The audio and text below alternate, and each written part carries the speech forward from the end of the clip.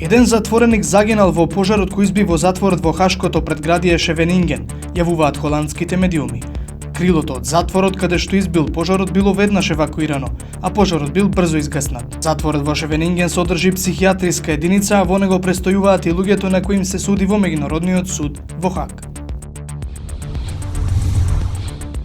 Главната турска опозицијска партија денес почна марш долг 400 километри од Анкара до затвор во Истанбул во знак на протест поради затворањето на еден од нејзините пратеници.